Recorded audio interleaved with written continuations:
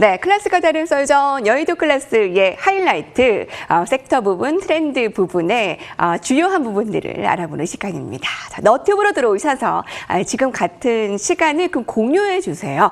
채팅창에 질문들이나 소통할 방법들 같이 나누고 있으니까 같이 들어오시면 되겠습니다. 자, 오늘의 주제부터 공개를 해볼까요? 급뜨거 위원님께서 직접 선정을 해오셨는데 어떤 주제인지 함께 보겠습니다. 빠르게 공개해 주시죠. IPO 테마, 왜 달이 지고 이 바이오 해가 떠오르나?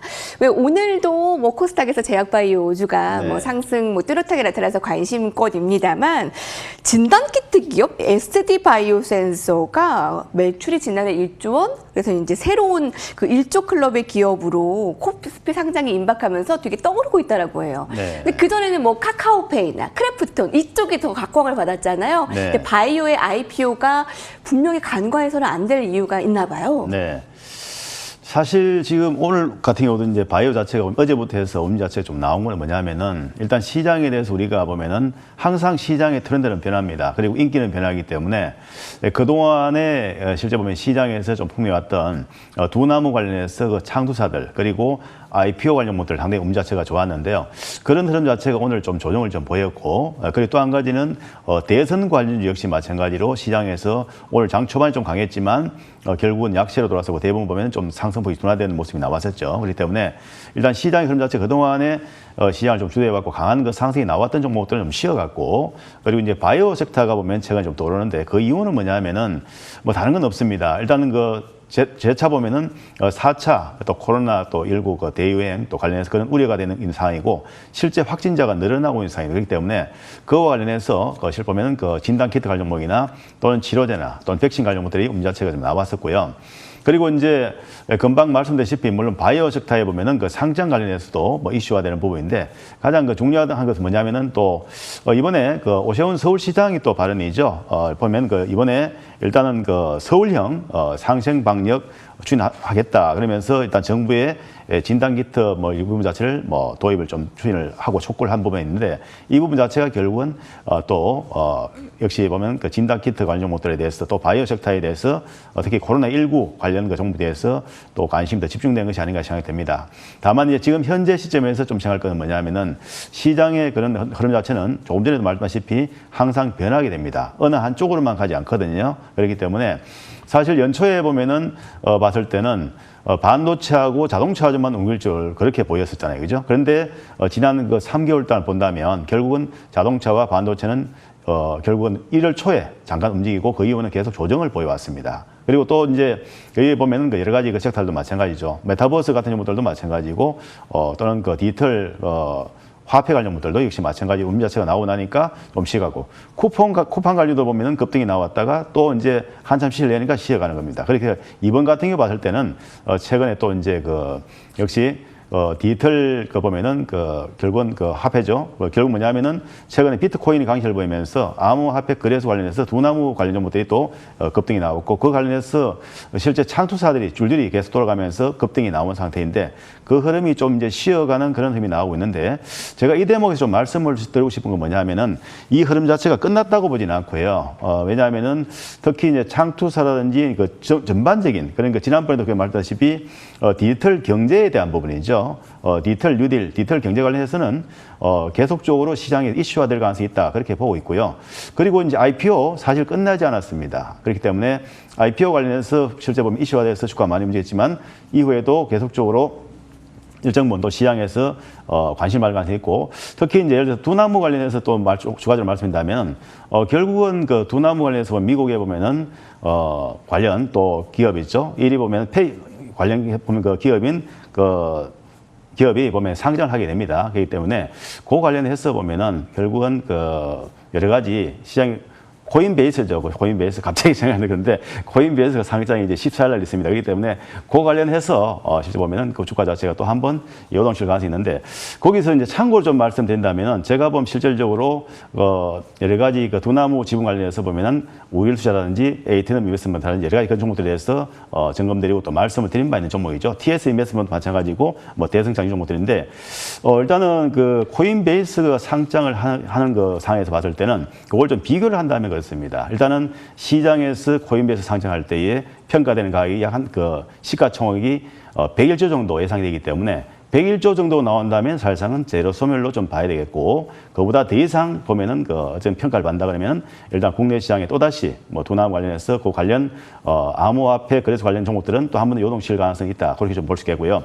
예를 들어서 101조가 안 되고 60조, 70조가 됐다. 그렇다면 결국은 그것은 악재로 작용하기 때문에 주가에는 상당히 이후에는 좀 부정적으로 당분간 영향을 줄 가능성이 있다. 그렇게 보고 있습니다. 그렇기 때문에 일단 지금은 사실상 오늘도 이제 보면 그 관련 종목들이 조정을 좀 보였기 때문에 사실상 지속적으로 빠진다 그건 아니겠지만은 이제는 보면은 시세를 한번 크게 냈기 때문에 일정 부분 쉬어가는 구간이기 때문에 그 부분에 대해서는 그런 가능성을 보고 좀 쉬어가는 흐름 자체를 생각하고 대응이 되겠고요. 다만 이 큰 트렌드 자체는 뭐냐면은 IPO가 계속 대기돼 있기 때문에 그 관련해서는 창투사들은 지속적으로 조정을 보이면 또 한번 관심을 가질 필요 있다는 말씀을 드리고요. 그리고 이제 대선 관련 종목들도 역시 마찬가지입니다. 최근에 시세 분출이 상당히 많이 나왔죠. 그렇기 때문에 일정 부분 이제 쉬어가는 그런 자체가 좀 당분간 나오고 난 후에 나중에 또 섀도우 이슈가 된다면은 또 관심을 가져봐야 되지 않을까 그렇게 좀 말씀을 드리겠습니다. IPO 관련해서는 창투사 관련해서 많이 올랐죠. 그 오른 부분이 조금 쉬어가는데 네. 올해 내내 관심권이기는 하고요. 쿠팡 미국 상장 관련해서 한 번 또 시세 분출해서 쉬어가고, 또 두나무 관련해서 또 한 번 분출하고 쉬어가고, 이렇게 그야말로 흐름을 잘 타야 하는 올해 주식 시장입니다. 그 어느 때보다도 2021년은 IPO 시장에 관련해서 굉장히 뜨거운 화두가 계속 이어지는데요. 어느 쪽으로 스칼렛 위원님께서는 주목하고 계시는지요? 네, 우리가 항상 보면 종목들은 상승과 하락을 반복하는 파동을 좀 보여주게 되는데, 오늘 이제 IPO 종목들 같은 경우에 일부 쉬어가는 흐름들을 보여주는 거는 그간의 상승세를 계속해서 보여주었기 때문에 자연스러운 차익 매물이 나올 수 있는 구간이라고 봅니다. 그리고 지금 시장이 이제 코스피도 그렇지만 코스닥도 그렇고 박스권의 상단을 돌파하는 주요한 변곡점이었는데요. 오늘 같은 경우에는 고점을 높이면서 이제 새롭게 신고가를 경신하는 그런 모습을 보여줬습니다. 그렇기 때문에 우리가 코스닥에서 가장 메인으로 수급이 좀 집중될 수밖에 없는 게 시중 상위주들이 거의 다 이 바이오 제약 쪽에 몰려져 있기 때문에 그간의 상승 턴이 좀 컸던 이런 창투사 종목들은 일부 차익 매물이 나오고, 그리고 우리 코로나 이슈 이후로 우리 이제 연초부터 해서 이제 실적 관련 종목들 쪽으로 수급이 집중되면서 전반적으로 바이오 종목들은 상당한 조정폭을 받았습니다. 그렇기 때문에 상대적으로 저가 위치에 있는 이런 저평가 매력들이 부각이 되면서 자연스럽게 수급 이동이 있었던 부분인 것 같고요. 거기에 따라서 우리가 이제 추가적으로 움직임에 대한 기대감들을 가져볼 수는 있지만, 우리가 이전에 전년도는 정말 바이오의 해였다라고 해도 과언이 아닐 만큼 웬만한 바이오 종목이 다 급등이 나왔지만, 지금의 시점에서는 분명 바이오의 모멘텀은 끝나진 않습니다. 그도 그럴 것이 우리나라뿐만이 아니라 글로벌 이 고령화가 계속해서 지속되고 있는 그런 상황이기 때문에 그와 관련해서 우리가 양적인 수명의 연장도 필요하지만 질적인 수명에 대한 연장이 반드시 필요하게 됩니다. 그렇기 때문에 그와 관련한 투자는 계속해서 있을 수밖에 없고, 그와 관련된 연구 개발들을 계속해서 진행할 수밖에 없기 때문에 바이오 기업들에 대한, 그리고 제약 기업들에 대한 모멘텀은 계속해서 유지가 될 수밖에 없습니다. 특히 정부 같은 경우에도 그 바이오 헬스 사업에 대해서 2030년까지 해서 5대 수출 주력 사업으로 육성을 하겠다라는 그런 장기적인 프로젝트를 가지고 있는 만큼, 우리가 바이오 같은 경우에도 충분한 저평가 이후에, 그리고 임상 파이프라인이라던가 이 같은 부분에 대한 재료 기대감들이 있는 종목들은 선별적 접근이 필요한데요. 다만 전년도와는 다르게 충분한 옥석이 가려질 구간이기 때문에 종목의 선정에 대해서는 충분히 주의를 기울일 필요가 있다고 생각이 됩니다. 오늘 같은 경우에는 키트주 움직임들이 아무래도 코로나 이슈에 대한 제약상으로 인해서 좀 주목이 되는 그런 흐름들이 있었고, 키트주 같은 경우에 가장 많은 조정을 받았기 때문에 그로 인해서 기술적인 반등이 나올 수 있는 충분한 그 자리였다라고 보는데요. 저는 이제 키트주 같은 경우에는 지금 시점에서 4차 유행에 대한 그 경고가 계속 나오고 있기는 하지만, 그래도 결국에 궁극적으로 시간이 지나면 이 백신 효과로 인해서 이 코로나 이슈는 어느 정도 소강이 될 거다라고 보고 있습니다. 항상 보면 우리가 피크점에서부터는 주가가 먼저 선반영이 되기 때문에 거기서부터 주가가 하락을 하게 되는데요. 지난 3분기 최대 실적을 발표한 이후 키트주들이 하락했던 것이 바로 그 같은 부분이라고 생각이 됩니다. 그래서 지금의 지점에서 우리가 다시 한번 바이오를 돌아볼 때, 전년도에 저번에 그 창투사를 얘기할 때 IPO뿐만이 아니라 우리가 이제 대선을 앞두고 우리가 정부 일자리 정책에 따른 수혜에 대한 기대감에 대한 이야기를 가진 것과 마찬가지로 이 바이오 같은 경우에도 우리가 이제 또 방금 말씀드린 대선 이벤트를 앞두고 고령화에 대한 우리 정부의 이런 정책적인 부분이 당연히 발표가 될 수밖에 없습니다. 이 부분은 어느 후보들이 나오더라도 반드시 필연적으로 건드릴 수밖에 없는 요소이기 때문에 그와 관련된 관련 종목들 주목하시면 좋은데요. 지금의 시점에서 우리가 이 웨어러블 기기들과 함께 디지털이 가속화가 되고 있는 그런 상황에서 또 우리가 이제 3월 달부터 해서 원격에 대한 부분들이 이제 어느 정도 법안을 좀 최애 진단기 이런 부분들이 법안을 통과한 이런 부분들이 있기 때문에 전년도에 한 차례 주목을 받았다가 지금은 조금 소강 국면이지만 원격 그 의료 관련주 그리고 헬스케어 관련주와 같이 우리가 이제 임상 부분들도 중요하지만 실생활적으로 이러한 IT 기업들과 디지털 기업들과 접목돼서 웨어러블 기기와 함께 우리 체해 진단에 대한 이런 부분들이 상용화가 될 가능성이 높은 그런 구간이기 때문에 그런 부분들이 정책적인 수혜를 받아들일 수 있다라고 생각이 됩니다. 그래서 지금 시점에서 뭐 인바디라든가 이런 부분들은 상당히 좀 견조하게 움직임이 나와지고 있고요. 그리고 비트컴퓨터라든가 유비케어, 뭐 인성정보 이런 종목들 같이 우리가 이런 헬스케어 관련 종목들은 저가에서부터 충분한 선조정 이후에 다시 한번 재상승을 좀 시도할 수 있을 만한 시그널들을 나타내고 있기 때문에 바이오의 주목에서 너무 높이 움직이는 종목들보다는 앞으로 움직일 이 같은 저평가 종목에 조금은 시선을 기울이면 좋지 않을까 싶습니다. 네. 오늘 이 제약바이오주가 어떻게 더 주가 상승이 이뤄질 수 있을까? 아마 먼저 선 조정을 받았기 때문에 좀 돌려가는 상황에서 지금 제약바이오주가 오늘의 반짝 상승 그 이후에 탄력들 더 갈까 더 궁금해집니다. 이제 앞서 미국의 임상 종양학회 모멘텀을 기다리고 있습니다. 네. 예전과 같이 강한 모멘텀으로 작용이 될 수 있을까요?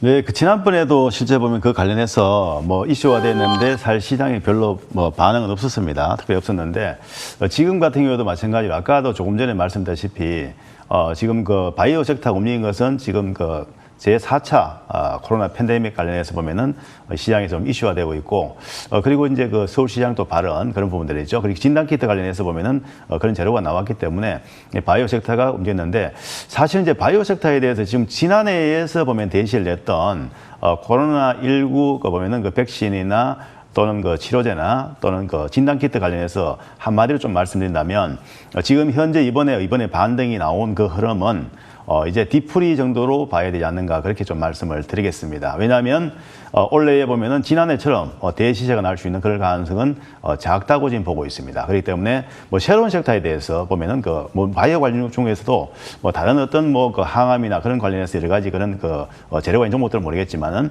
일단 지금 현재 최근에 나왔던 강한 반응이 나왔던 결국은 코로나19 관련하는 종목들은 제한적인 흐름이 나올 거라 보고 있습니다. 그래서 그 관련해서 한 세 종목 정도 차트를 보시면 잠깐 설명 좀 드리겠습니다. 먼저 그 차트를 보시면은 이 액세스 바이오 같은 경우가 진단 키트로 해가지고 이 종목이 상당히 보면은 단기적으로 한 2000% 정도 상승이 나온 종목입니다. 그리고 나서 이 하락 조정을 보였는데요.